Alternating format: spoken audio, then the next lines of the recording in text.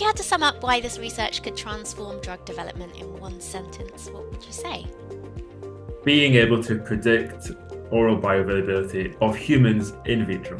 What's one thing about the dual organ MPS system that people might find surprising or mind blowing? So I think this system comes from entirely human cells. So we use both human cells from both the gut and the liver, which goes away from using cell lines. And I think that to us is a real advantage and driver of the system.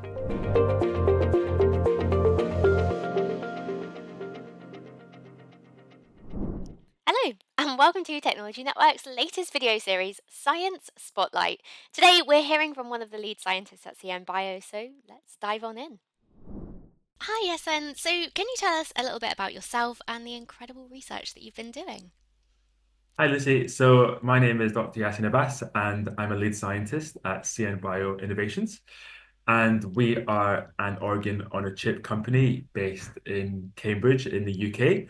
And what we do is essentially develop models of human organs and disease models in the human, primarily because we want to be able to better predict how drug compounds behave in the human body. And the focus of my work and my research at CN Bio has really been in the space and the area of ADME. So ADME stands for absorption, distribution, metabolism, and excretion. Essentially, it's trying to understand how a drug therapeutic, behaves in the human body in terms of when it's taken orally in a drug or how it's metabolized. So what we do is create these humanized models in the lab based on organ in a chip to better predict the key crucial ADME parameters in human beings. So today I'll be discussing a poster that we recently presented at the Elring poster in London this year. The title of that poster is Defining Validation Criteria for a Primary Jejunum and Primary Hepatocyte Dual Organ MPS, a promising tool for more predictive studies of human drug ADME and oral bioavailability. So first things first, MPS stands for microphysiological system. It's a term which is also known by the name organ on a chip. Both of these terms are interchangeable. And what we're presenting here and discussing here today is our organ in a chip MPS system to be able to co-culture primary cells of both the gut and the liver, connecting them together in a fluidically connected system to be able to be used to predict drug ADME and oral bioavailability. So I'll begin discussing the poster, starting off with the first initial figure. So the first figure essentially describes the methods of this particular poster. So what we do to establish our gut-liver multi-organ co-culture is using CN Bio's Physiomimics multi-organ system. And this is the platform that you can see here in the center of the page. And essentially what this platform does is it drives the fluidic flow of our organ on a chip plate. And the organ on a chip plate, which I'm presenting here today, is our dual organ. Essentially what we can do here is fluidically connect our gut tissue together with our liver tissue. And these plates are open access. Biologists can take them into a flow cabinet, open the lid, add cell culture media, add the cells, and initiate the co-culture. So it's very flexible in terms of how a biologist would conduct an organ in a chip in their lab. And the Physiomimics controller would sit outside of a cell culture incubator. And on the top right hand side here, this is a schematic of what our liver channel looks like. This is where we culture our liver cells. So here we have liver cells which are primary human hepatocyte based. What that means is these cells come from human patients directly from the liver. And we see their human hepatocytes as single cells. These cells then form microtissues over a number of days, and they sit in our 3D scaffold, which sits in our liver channel. And you've got a micropump which pumps through cell culture media through the microchannel, and that promotes the functionality of these cells in vitro in the lab.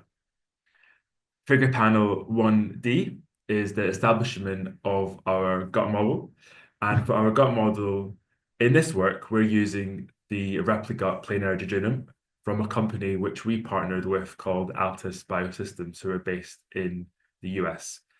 Essentially, what this model contains are jejunum crypt epithelial stem cells, which are first expanded and differentiated on a transwell biomimetic scaffold. So these cells come from the human small intestine. They're expanded on a transwell system, and then using cell culture media, we are able to promote cell growth and then what's called differentiation. So we can produce a functional monolayer of the human intestine. So I've described the liver component, I've described the gut component. So what we do in our platform using the dual organ plate here is essentially combine the two systems together. So what we've now got is the combination of the two. And in figure panel E, we have a schematic of that. So this is the establishment of the gut liver MPS. So 4 days after seeding human hepatocytes, the replica is then added into the gut compartment of the dual organ plate. And then you fluidically connect this to its respective liver compartment. And here we can see this cross-section schematic. So on the left-hand side here is our gut compartment, where you have intestinal cells on the apical side of the gut compartment. And you've got the liver compartment with the 3D scaffold, which I've just outlined. And we've got three distinct fluidic pumps. These pumps are the liver pump, which recirculates liver flow, transwell basolateral pump, which recirculates the media in the basolateral compartment underneath the gut layer, and our interconnecting pump, which joins up the media from the liver compartment into the transwell basolateral compartment. So this is how we establish our gut liver MPS to be able to conduct drug ADME and oral bioavailability. The next figure panel and next section is our results. This is where I want to outline how we take the approach in terms of validating the cells and the tissue models that go into our model. So this figure panel concerns itself with the liver and primary human hepatocytes because it's really important to be able to validate and define the validation criteria of cells that go into these organ-in-a-chip models, because the cell functionality of primary human tissues can vary from donor to donor, from cell provider to cell provider. So we want to be sure that the cells that are going into our system are performing functionally. So how do we do this? So first of all, we do a donor validation in our liver on a chip plate. This is our liver-only plate, whereby we've got 12 wells aligned in parallel in a single liver in a chip plate. When we see the primary human hepatocytes, that takes 4 days for microtissues to form. And that's what you can see here along this panel, where we see the morphogenesis from single cells into functional microtissues. So once we have the establishment of microtissues, we then run some liver function tests and test to establish whether or not the cells are healthy. So this experiment runs over 14 days, and we look at a number of different functional markers, these being CYP3A4 metabolism, which is a really important enzyme which drives drug metabolism in the liver. And what we see here, that this particular enzyme is maintained over this culture period that we run the validation test for. We look at albumin, another functional hepatocyte marker. Again, this is maintained over the period of culture in the liver MPS. Urea, another functional marker. And we see the same maintenance of this functional marker. And then LDH, which is and stands for lactate dehydrogenase, a cell health marker. And that tends to peak at day 4, a few days after seeding of single cells and the formation of the microtissues, and then stabilizes throughout the entire culture period, which is what we would expect. So for this particular donor, we can validate that this particular donor is validated in the liver MPS system over a number of weeks. And this is the real difference between what we can do in organ-in-a-chip, and then if you were to just take these same cells and then culture them in a more classical method of suspension hepatocytes, whereby you can only keep them alive and functional for a number of hours. Here you've got a number of days and weeks. Our next figure is figure 3, which is the validation of the replicate donor to confirm tissue functionality and reproducibility. So these are cells from the small intestine, from the jejunum. So what we wanted to do when we validate and confirm the functionality of the cells and the tissue model from Altus Biosystems was to essentially confirm their intestinal phenotype. And this is what we do in this figure panel. So we confirm the intestinal phenotype using fluorescent labeling on functional biomarkers. These primarily being villain and DAPI, which are very intestinal specific. And this particular model is positive for both villain, you can see here in purple, and CDX2 rather than DAPI, DAPI being the nucleus in green. And we also look for zinucleolin 1 or ZO1, which is a tight junction marker, essentially a marker which investigates the formation of tight junctions of the epithelial cells within the intestinal tissue layer. And if that's positive, then you can have a lot of confidence that you're generating a functional tissue barrier and monolayer. And you've also got MUC2, which is a marker for mucus. And these cells are multicellular. They contain goblet cells, and we can see here really nice staining of the mucus biomarker. We also did some histology in figure panel 3B, and we compared it to KCO2 only. So KCO2 is the current classical cancer gut cell line used in a lot of these ADME and bioavailability studies. And you can see here, when stained with Alcyon blue, which is a stain for mucus, there is no mucus. Whereas in the replica, we see a really nice, beautiful, continuous mucus layer formed on the top of the cell layer, exactly what we want to see. So that gave us a lot of confidence that the gut model that we're using is both of primary human origin and also functional. Next, we wanted to do a validation internally of the Altus model, essentially to show that we can generate reproducible data. And what we do here is investigate the parameter called TEER, which stands for trans-epithelial electrical resistance. Essentially, it measures the resistance and the barrier strength of a tissue model on a transwell.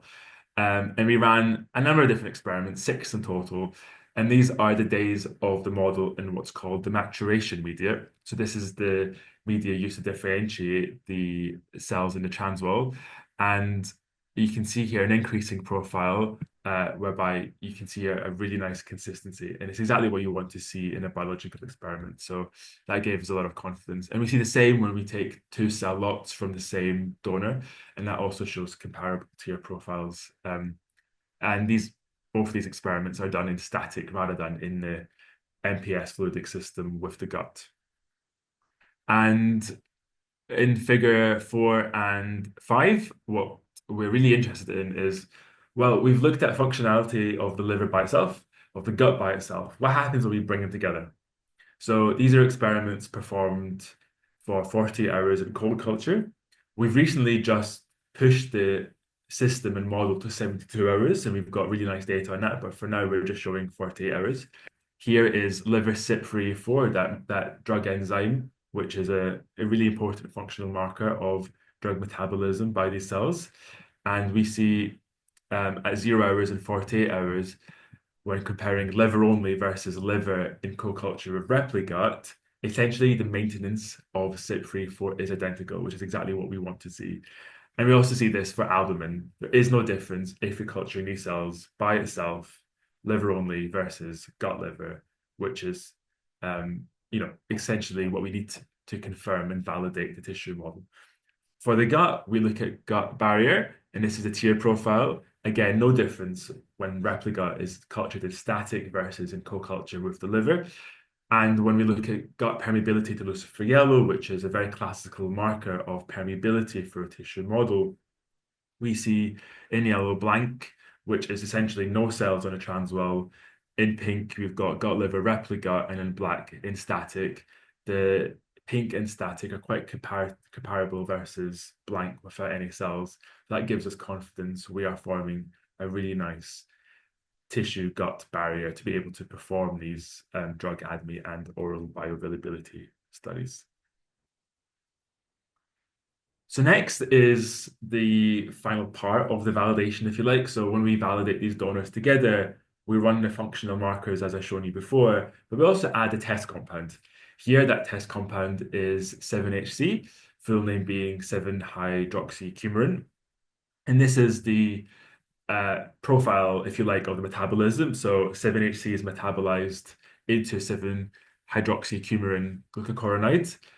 Essentially, that means a phase two metabolizing enzyme, UGT, is what drives the metabolism into its glucocoronide version.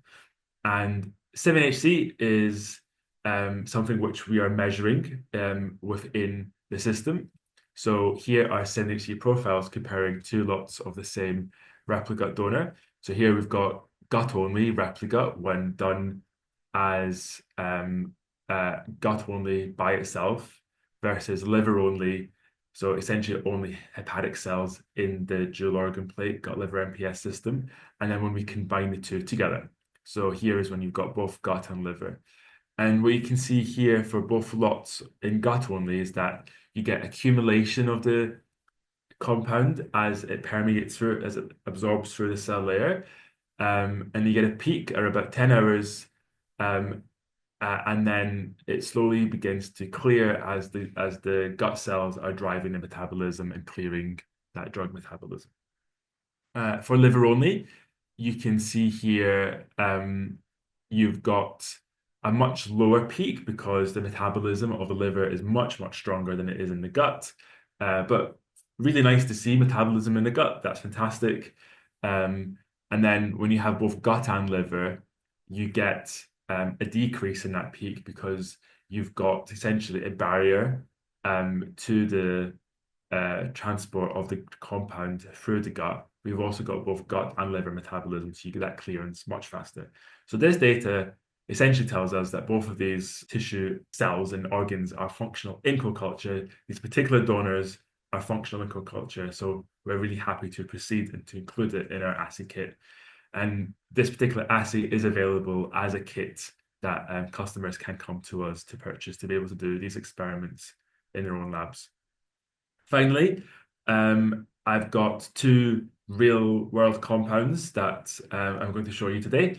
But before I get on to that, both of these compounds are metabolized using the drug carboxylesterase. And this particular enzyme, not drug, essentially drives the metabolism of these particular compounds. And carboxylesterase is a really interesting compound because it's primarily used for the metabolism of what's called prodrugs, whereby the metabolite is essentially the active component.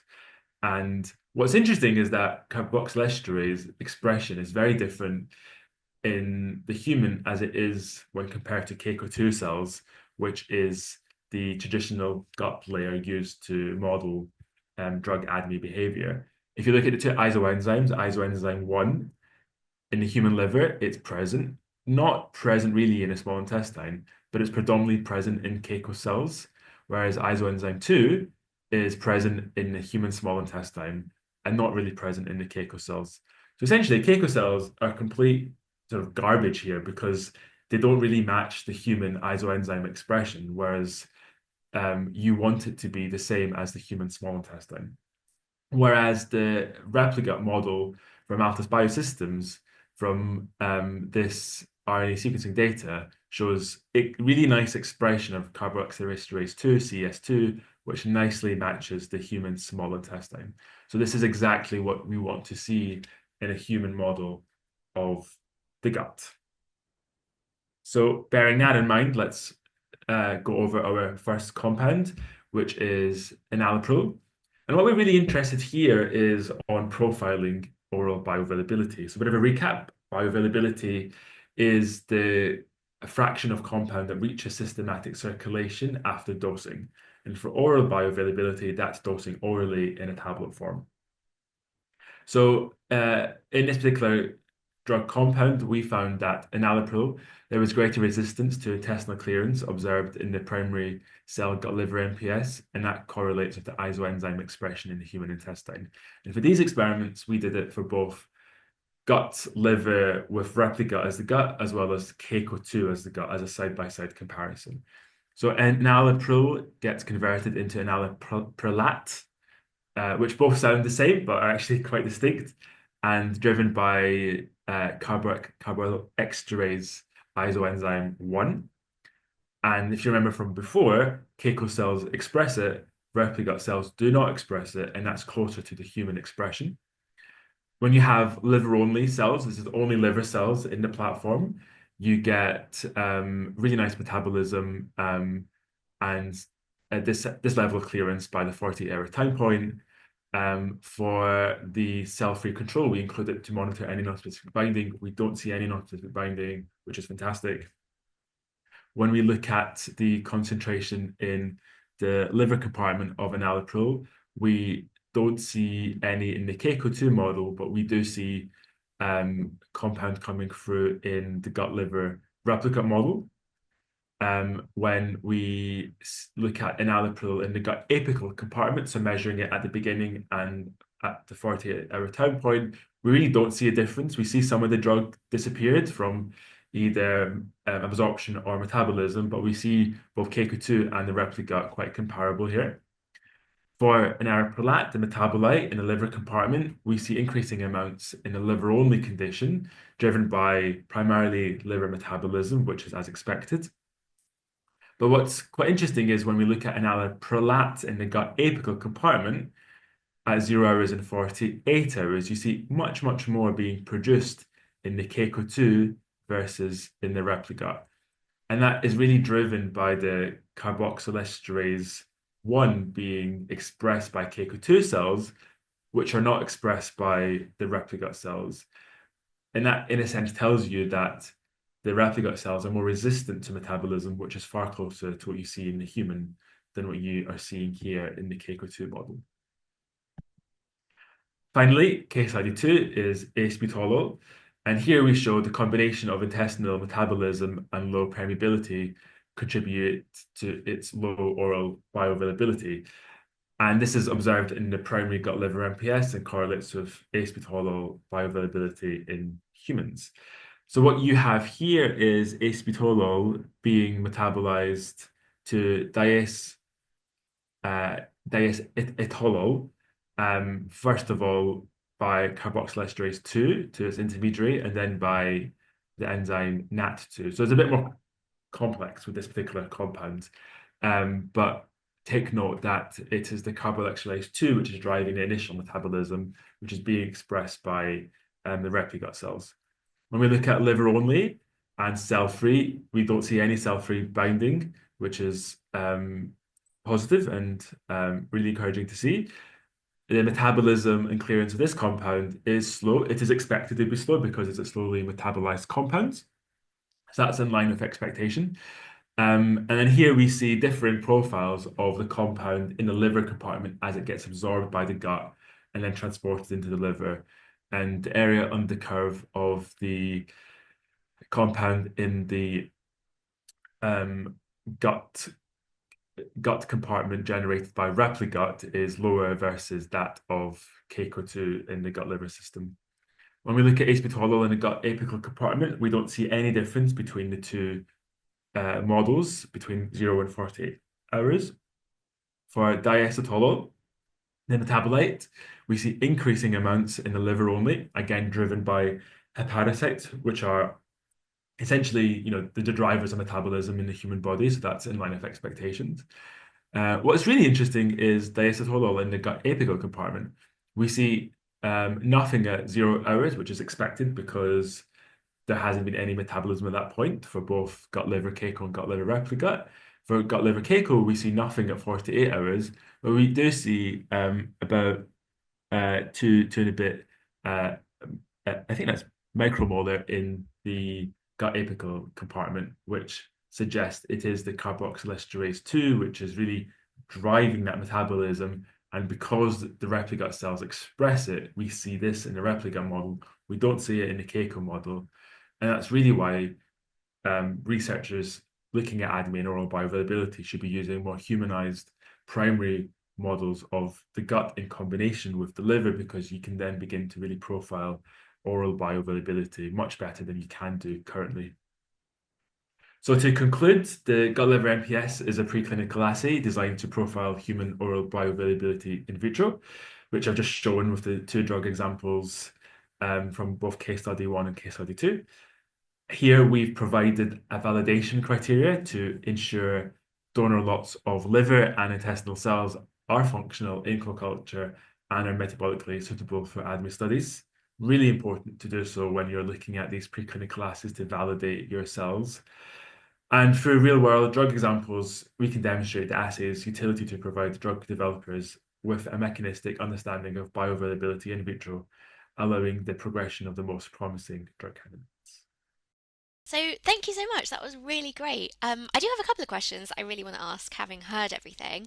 The first is, how widespread are MPS assays in drug discovery and development? That's a really good question. So MPS assays are definitely increasing in terms of its use in drug discovery and development. You see big pharmas, biotech, contract research organizations adopting MPS solutions. And that really depends on what their focus is, being toxicology, ADME, or disease modeling. If you look at where we are compared to 10 years ago, the landscape has changed so much. And for us as an organ in the chip MPS provider, when we go to conferences and we engage with the drug development community, there's definitely increasing engagement year in, year out, which is really positive for us to see.